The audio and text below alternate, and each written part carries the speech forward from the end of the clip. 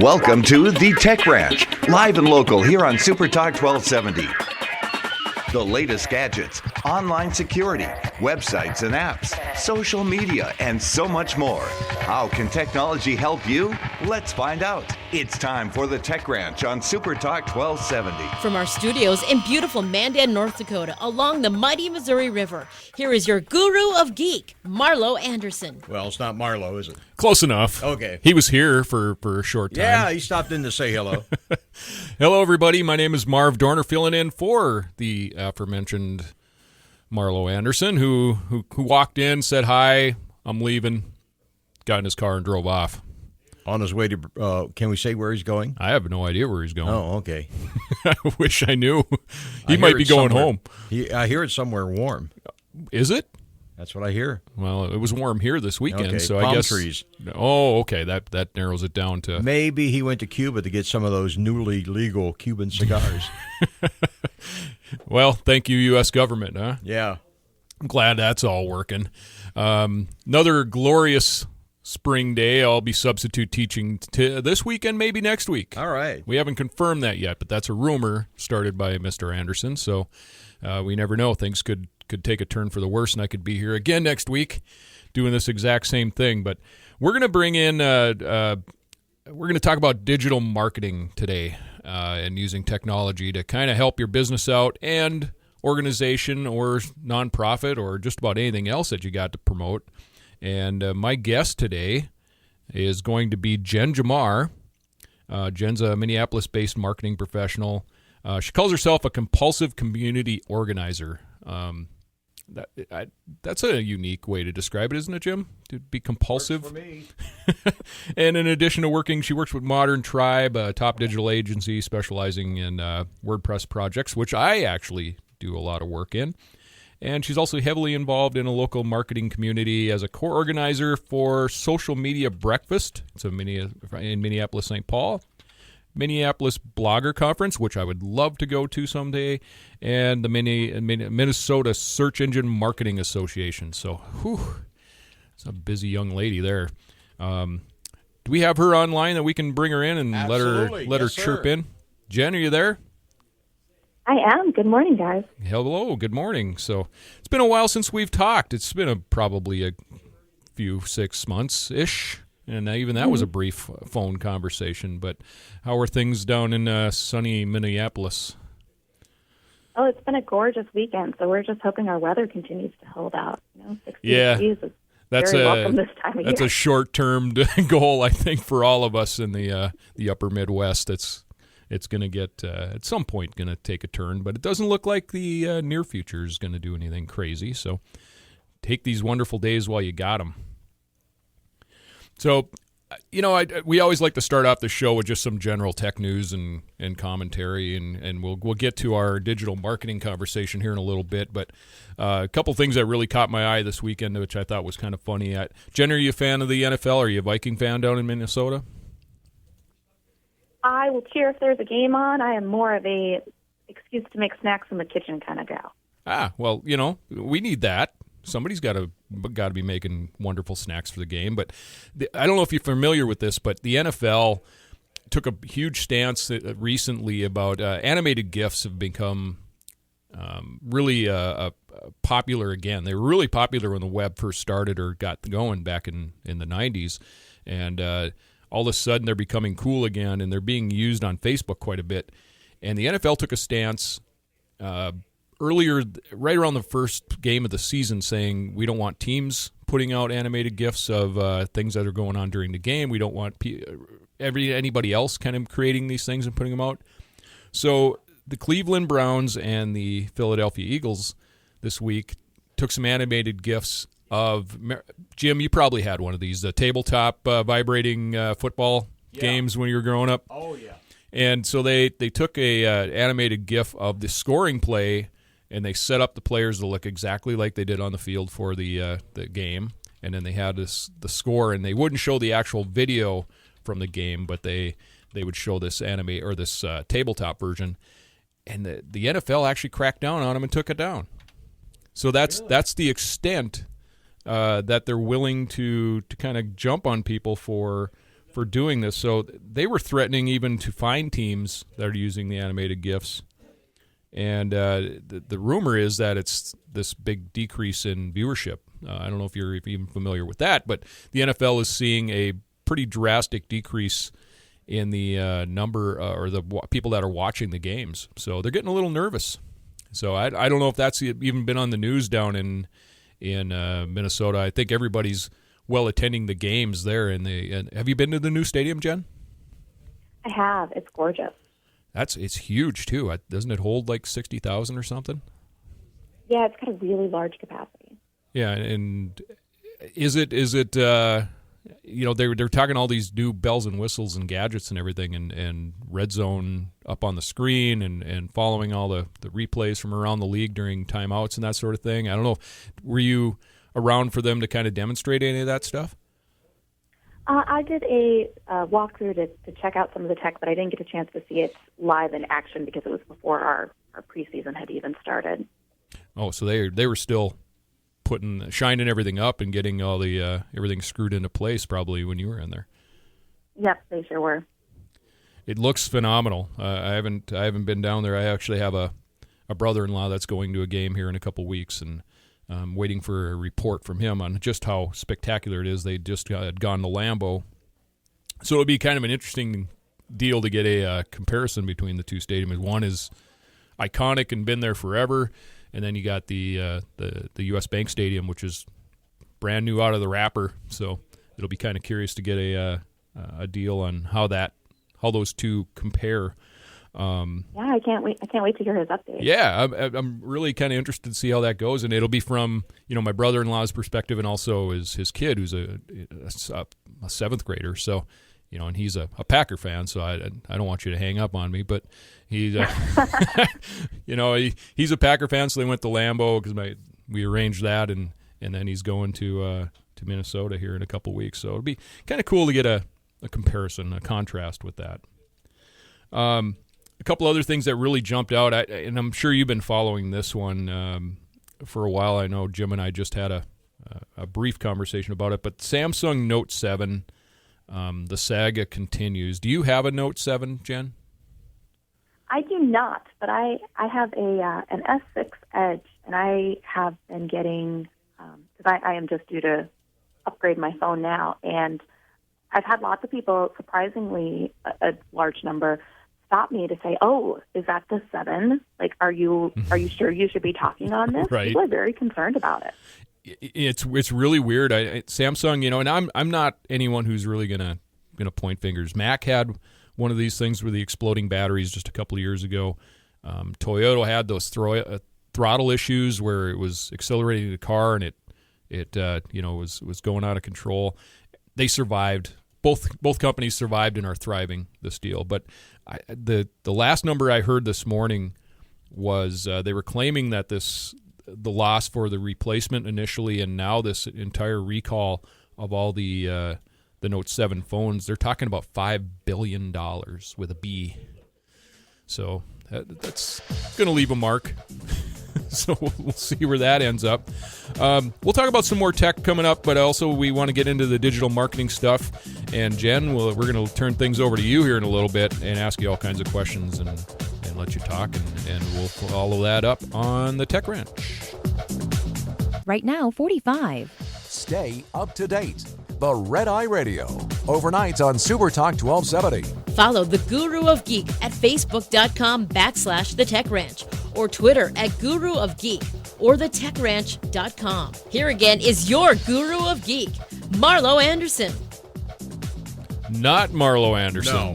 No. This is Marv Dorner and Jim Walsh and Jen Jamar in here talking about some digital marketing. So if you own a company or run a nonprofit or have any other organization that might benefit of this, this is the place to be. So, Jen, why don't you tell us a little bit about, one, how you got into the digital marketing field, and then also just how you're currently working inside of it. Oh, sure. I kind of came into digital marketing by the wayside. It was something that I was learning and moonlighting while I was a business analyst by day. And at a certain point, I realized I had enough clients in the evening that I could do it full time. And so I launched into that. I've had a lot of event marketing experience over the years. And as you mentioned in my introduction earlier, I'm involved in a lot of local community spaces around the digital marketing space. I co-organized the Minnesota Blogger Conference. We just had our annual event this past Saturday. We had about 360 Twin Cities bloggers and also some folks coming from out of state, which was great, fantastic event. I'm also co-organizer of our local chapter of Social Media Breakfast. We are the largest and longest running chapter, having been at these monthly events since 2008. We love connecting people over coffee and bacon to talk all sorts of social media marketing topics. And then I recently joined the board of directors for the Minnesota Search Engine Marketing Association. So I've been involved in kind of the SEO, SEM field from that angle as well. So you could say I'm a little bit well-rounded, I guess. Yeah. Well, there's a lot that's happened in just, I think we both kind of left our most recent real job, quote unquote, about the same time and kind of wandered out into this digital space a little bit. So it sounds like you're doing very well and definitely succeeding in what your mission was when you left. So that's a good thing. So the digital marketing seems to be one of those terms that's just so broad and just there's so much involved. What are some of the basic types of digital marketing that you've worked in or that you're seeing kind of emerge on the horizon? You're absolutely right that it's a very broad term. When people talk digital marketing, they really mean basically anything that requires an internet connection to touch out, to reach out to people, whether that's their customers or potential customers. It might be their B2B contacts. It could be volunteers if they're a nonprofit organization. It could just be a community that supports a particular cause. And so some of the digital marketing channels I'm involved in, I do quite a bit with email marketing campaigns. Social media marketing for sure is my sweet spot. Also, content marketing and inbound marketing with different websites, whether, again, that's a for-profit site or a nonprofit or just a community site, kind of drawing people into the website so that they can and better be able to be found online. Yeah, and we're hopefully going to touch on additional channels. Live video is getting really big right now. And as has video marketing in general, we've seen an increase. People want that visual connection, and live video adds an extra element of feeling like you're right there while something is happening that you don't want to miss out. Yeah, definitely something we'll touch on. You did mention the content marketing side, which is kind of I think where I'd want to start. But being on a radio show, content marketing and radio marketing, it seemed like there was they were going to work together, or there was going to be some similarities there. I mean, you got targeted listeners, especially this being a talk radio station. Targeted listeners, they're here at a specific time. They're here at a listening to specific shows. Where if it's a news blog or TV show or something like that, sometimes those get transferred over to Netflix, or they come on a specific app. They don't allow any advertising, anything like that. So, even the radio, it might seem like there's a fair amount of advertising, but when you compare it to TV and newspapers, probably a little bit less, and definitely not as intrusive. They're kind of bulked together, and then there's music and talk to kind of add that up. The content marketing is very similar, where it seems like you have people that subscribe to blogs, or you subscribe to a certain website, and you go there to get your news and other things. So how do you approach when somebody has want to start a new blog, or has you maybe retarget their blog a little bit? That's a great question. The first thing I ask is why. That is my most favorite question when it comes to digital marketing. I might ask you why 18 times in a conversation. And it's because I'm trying to get to what you really want to accomplish and how it relates to your business or organization's goals. I think a lot of people say, I want to start a blog because I heard I need to start a blog, and I know blogging is where things are at. So the question is, why? why do you think this will help you? Yeah, it Well, seems because that's I pretty want to reach out common. to I want to get new customers. Okay, Right. that is different than I want to start a blog. Yep. So then the question is, okay, why do you think your customers will want to read whatever you're going to write? What's in it for them? And so we use that process to drill down to, what kinds of content do you think your customers or your web visitors are going to want from you? What is going to make it more attractive than the billions of other pieces of content that are out there? And then we can start strategizing on, okay, these are kind of our main topics we plan to cover. These are the distinct audiences we want to integrate with, especially, I'm sure you know, Marv, with the tech audience. There's different levels within that. There are some people who really geek out on the nuances and the details. There are other people who prefer a higher level, and they just want to know the overview of the tech behind what something is being powered by. Yeah, I mean, we both, work in that technology and even more specifically probably the mobile side, just get some things to play with and that sort of thing. And you can talk about processors and screen pixels and the camera megapixels and everything else all you want. And really what it comes down to for most people is, how is this going to make my life just a little bit better? And how am I going to do my job and be able to do things faster and just get some benefit out of this besides, I have an 18 megapixel camera today and I had a 12 megapixel camera yesterday. And for guys like me, that means something, and I'm probably going to, you're right, I'm going to geek out over that, and I'm going to, probably sit there in my head and have a conversation about how much better this is, but knowing really most people don't care. I could talk to my wife forever about that 6 megapixel increase, and she's not going to get it, or care, because she's more worried about how does her Facebook work and how can she get her news and other form of media sent right to that phone. So I think exactly, and it goes even beyond that a little bit to how you're going to be using that piece of technology. Mm-hmm. If you are, a consumer who is just wants to print out 8x10s of your child, and you're not going to print anything larger format, then at a certain point, those additional pixels aren't going to matter as much to you. It's kind of that law of diminishing returns. And so when you're writing your content to promote it, you have to know who you're talking to so that you know which aspect and which value to stress to that person. So what's the best way for consumers to react to content? I mean, you can have all these conversations, and we'll kind of get into some of the measurements, but you can talk about likes and followers and friends and all the other things that you can get by doing this. What's usually the desired result when you do some digital marketing? Is it just dollars most of the time? I think for businesses, there should be a healthy mix. If you're doing it for dollars, then measure in dollars.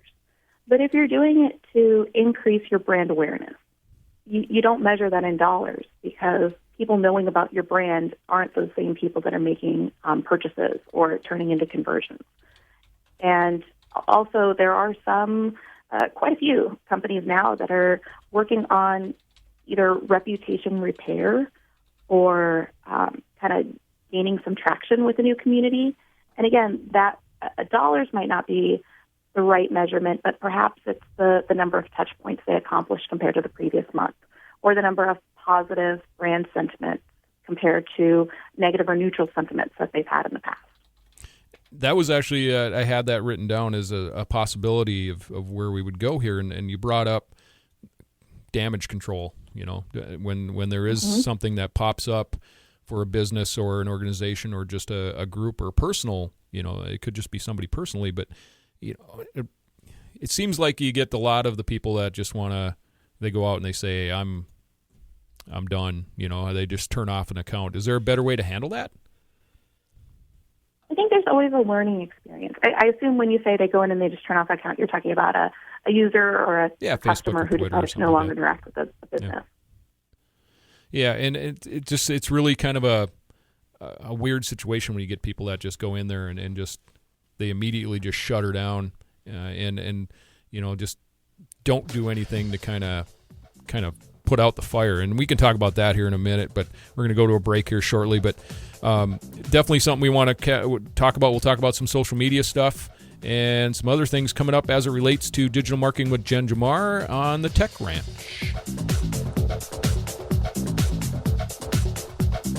Right now, 45. The Red River Farm Network. Ag News is here on Super Talk 1270. We're back to the Tech Ranch. Stream this program now at supertalk1270.com. Here is your guru of geek, Marlo Anderson. Hey everybody, welcome back to the Tech Ranch radio program. My name is Marv Dorner, filling in for Marlo, and I'm joined by Jen Jamar. And you know what? We kind of covered the spectrum of technology here a minute ago. We got a fax. Jim walked in with a piece of paper that I printed off of a fax machine, so those still exist. I was a little surprised by that. Oh, yeah. And now we're going to talk about Jen's wheelhouse. You mentioned social media, and of course, that's becoming, or it has become. It's not becoming. It's huge, but it's definitely the kind of the default thing that everybody thinks about when they're going to get involved with something like this in the digital marketing space. So, what are obviously the first step would be start where the at the beginning here. What are the biggest vehicles that people are using for their marketing in social media? Right now, I'd say there's two big splits, and they're not necessarily used separately. They're often used together, but we're seeing a lot of organic social. That means you're able to jump on Facebook, create a Facebook page, and start talking to people. Encourage people to like your page and talk to those people. You're not, other than investing your time, you're not really paying any additional funds to have those conversations.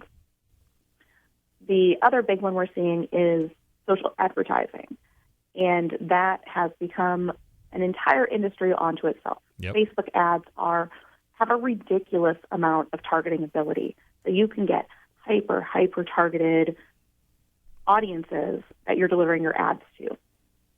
And they're crossing the boundaries a little bit. It's not just the image ads or the banner display ads that you might have seen in the past. They're also able to target if you want to share a particular story with your audience so that it looks like something they might already scroll through in their newsfeed. Just earlier this year, they unlock that capability for all publishers to do that on Instagram as well, using those same targeting capabilities that they're used to in the Facebook newsfeed. They're able to apply that on Instagram with a more visual platform. Yeah, the So we're social seeing growth in media both of those areas. social media targeting is just fascinating. If there's people in the list that are listening that run businesses or like in your case, kind of a community, they're available across the spectrum. LinkedIn, Twitter. I've done quite a bit with LinkedIn actually, which is kind of a business-to-business sales platform. But reaching consumers on Twitter, reaching consumers on Facebook. It's just crazy how just targeted you can get down and narrow down and it'll actually tell you, the group that you're looking for based off zip codes and ages and demographics. Just you can target down and it'll say we can reach 100,000 people, and it's just it's a crazy way to know that you're going to potentially being put in front of this large group of folks, and it's kind of up to the content to do the job after that. But these things can really get you there, which is amazing. They really can, and it's getting even more granular than that. With Facebook in particular, you can drill down so deep. Let's say you're hosting an event in California next month, and you want to target all of the people who are flying in to tell them about your restaurant special or something, because you know that these are new potential out-of-town visitors looking for something unique to do in the city. You can select to target people who are traveling to that area within a specific time range. It's really fascinating. And you could also select their basic interests and likes and regular demographic information as well. We've seen a huge rise on the political marketing side for targeted ads because they can see not necessarily your particular political affiliation, but content you've interacted with to get a sense of where you might lean on the political spectrum. And so we're seeing a massive usage in that particular niche. Yeah, and that might be the creepy part of the digital marketing. It's the ability to follow you around. So when you do click on an Amazon ad, or if you view something on a website, when you go to Facebook or you go to this other website or whatever, you're going to see in many cases that product or service kind of follow you around, and it's going to keep popping up in front of you. So that's a little bit of the strange, I don't want to say dark side of social media marketing, but it's definitely something that I think people, they don't understand, and it does actually kind of creep them out a little bit. Yes, what you're describing is retargeting. Retargeting, yep. The term used in digital marketing. And so we see companies and organizations will use what's called a retargeting pixel, so that when you land on a particular page on their website, then they can say, hey, Facebook, when this person comes online, I don't know who this person is specifically, but if you're able to tell that they visited this page, please show them this ad. And then that's that process that seems to follow you around, and it does seem a bit stalker-ish at times. And to some people it creeps them out, and that's why we see a lot of ad blockers and a lot more privacy settings being used. Our social networks are continuously rolling out additional privacy settings in response to user demand, saying, I don't want to share this information with these companies, or at the very least, I want to understand better what information I am sharing so that I can feel comfortable with it.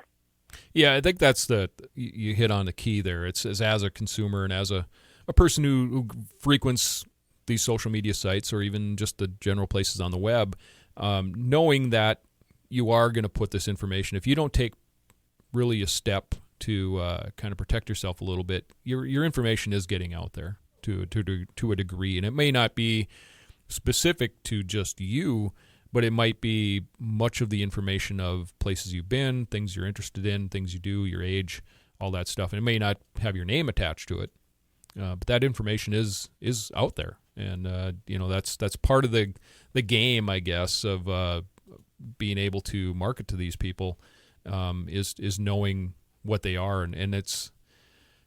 I actually kind of find a benefit there to know that I'm going to be shown ads of things that I'm either interested in now or have been interested in the past, rather than just getting just hammered with stuff that it doesn't pertain to me. So that's a benefit in my mind. Well, and I like that outlook because Facebook is free for users to join. And it's been a great resource. I can't tell you the number of former classmates or colleagues I've been able to reconnect with, because now I can find them and see what they're up to. And we know that because that's being provided to us for free, there's going to be, the fine print. And in this case, it's that there are going to be ads served up to us. It is not an ad-free platform. Facebook, never said, hey, we're going to exclude ads. That was, their way of making money off of it. And I would prefer to have ads that are relevant versus just being blasted by noise. I know my favorites, and I don't mean to make fun of any of the traditional marketing channels, but when I'm in a restaurant restroom and the ads that are on the back of the door, I understand that I am a captive audience. Yes, you are. Stop me where I'm not leaving for a couple minutes, but there are some very irrelevant ads that I'm kind of have to scratch my head. What possessed you to put this on the back of the restroom door? Yeah, most of those are gender specific, and but that's about it. That's about the where they end for the demographics, I think.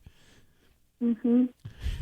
And Facebook's useful. That's how I reached out and connected with you. I could have used many different platforms, but that was it seemed like the easiest way to get a hold of you, and really the most immediate way. And I think that's you mentioned classmates and friends and everything. There's hundreds of people on Facebook that I'm connected to that, and Facebook and Twitter, is probably even more specific, having the number of followers that I have.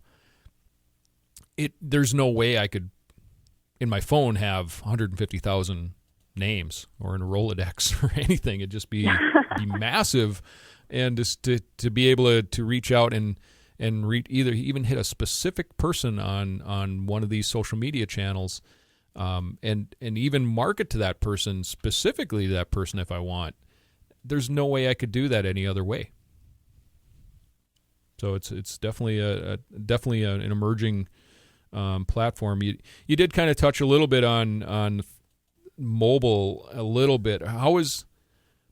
how are we seeing that work its way into the marketing side? I think it's definitely, I think it's the thing we all have in our hands at all times, and we probably spend most of our time on it.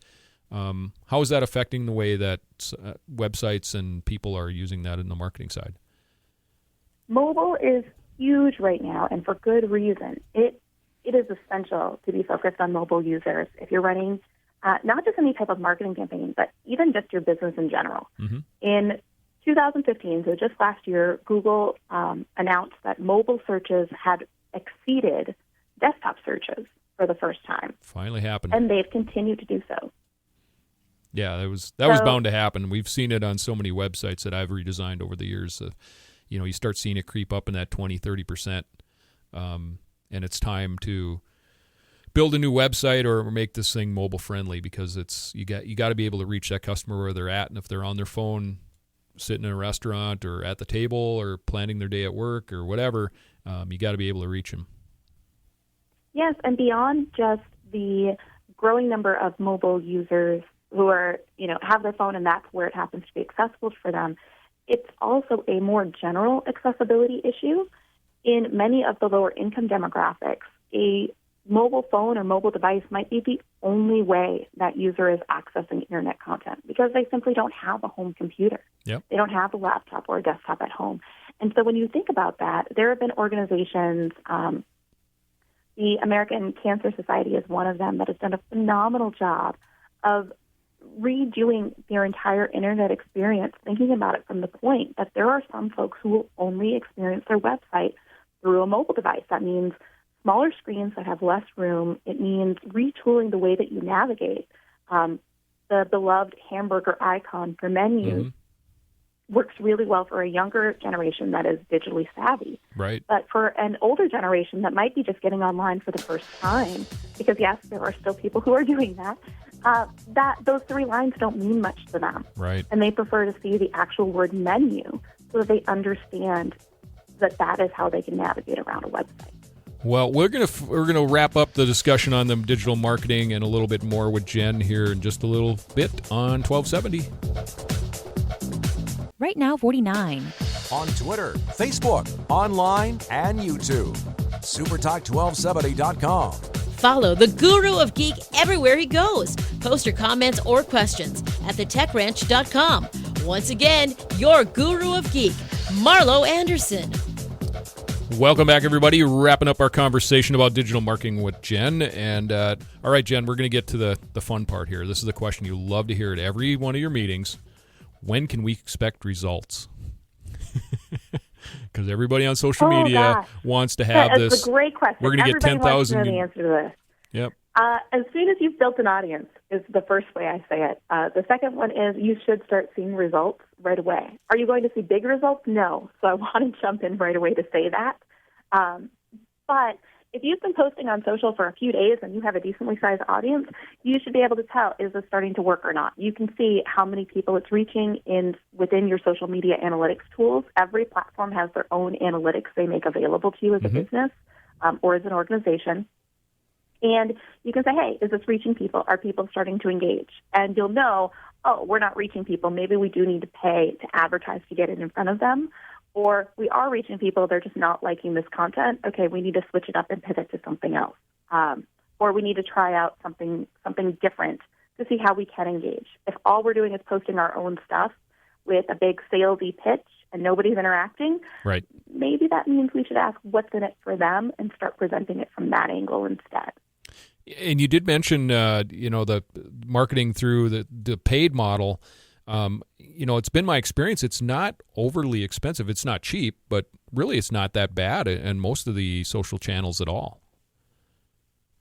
It's true. And it's like any other marketing cost that you have to look at it more holistically as part of your budget. If you expect to reach 1 million people with a $100 budget, that might be a little bit tough for you. Yeah, over trustworthy. Yeah, $100 a month for a small business can go a really long way in getting it, their message in front of the right people. And again, with that targeting ability, just on this past commercial break, I heard an advertisement for a mattress company I thought, wouldn't it be great if they just put a little money towards a Facebook advertisement that could get it in front of folks who have been are interested in back pain topics or insomnia topics, so that they know they're folks who are looking for solutions actively to help them sleep better. A mattress is a perfect fit for that. Let's connect them with those people, and that's where we'll put that $100 or however many dollars a month.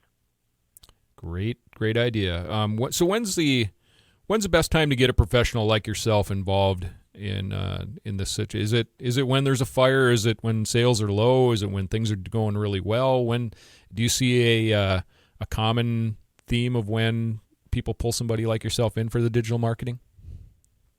The most successful people who pull someone in are people who, if they can't handle the strategy piece for themselves on how their marketing is going to interact with the other aspects of their business, they're pulling that in early. They recognize that that's a skill they've got a gap for, and they fill it with a consultant like myself or an agency or someone that fits within their price point and their budget. If they've been doing some marketing work all along and it's going well, great. You don't need to hire someone like me. Keep doing what you're doing if it's working for you. But if you're realizing that maybe sales aren't quite where they are, or you know that it could be better and you're just not sure where to go, that's when you pull in a professional who can help you. And it can be something that you do on an ongoing basis. You can also pull people in to just do some consulting and get you back on the right track. Marketing professionals work in a variety of capacities and with a variety of budgets available, from the really small companies up to the really big ones. And there will be a tipping point if you're hiring an independent person to shift to an agency. Look at that independent person as the stepping stone to get to the next level. If they are bringing you in enough business through their marketing efforts that you have to hire an agency, that is a very, very beautiful thing. That means you are doing so well that now you need a bigger team to support you. Agreed. And, as a person who dabbles in this, for some of my clients, I have the same outlook. If at some point this gets so big and you're doing so well, I don't want to lose you as a client, that's for sure. But, there may be a time where someone else might need to be involved because of the scope. And I think you'll see that across any, whether it's radio, TV, newspaper, you get the same sort of, like you said, that handoff of you just reach a certain point where, Marv Dorner is not going to be able to to keep buying all these ads that you're going to need to sustain the amount of volume coming in. And it is maybe time to move on and get somebody bigger. But the important part is, one, to start doing it if you think it's going to help, and then to maintain that and keep it growing. Because if it does get to the point where you need an agency or someone else to take over, you're doing it right.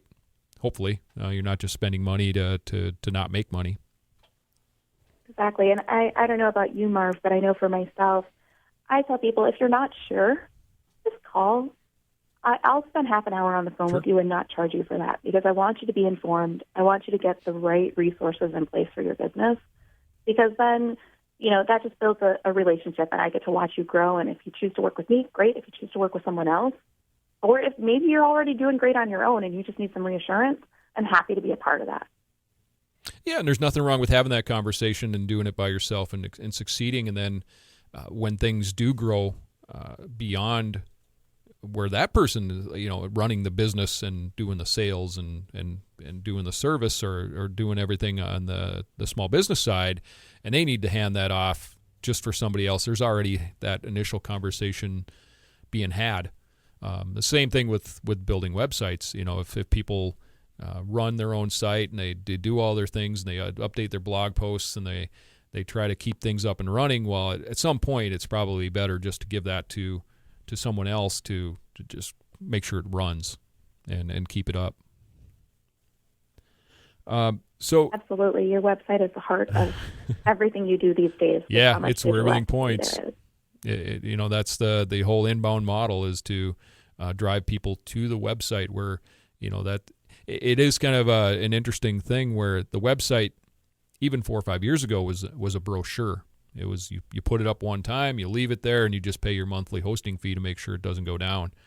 And now with all the search engine optimization and driving traffic from the social media sites and inbound stuff through e-commerce and everything else, it almost seems like now this has become a living, breathing piece of digital marketing that it could be used by anybody, but it seems like most people just forget about it and they set it up there and leave it.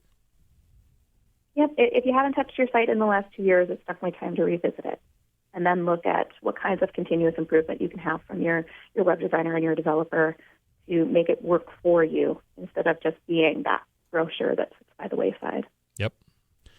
So one thing we haven't touched on yet, and I'm kind of curious to get your opinion on, is what's your stance on employees getting involved in the digital marketing side? Sharing out posts, trying to drive people there.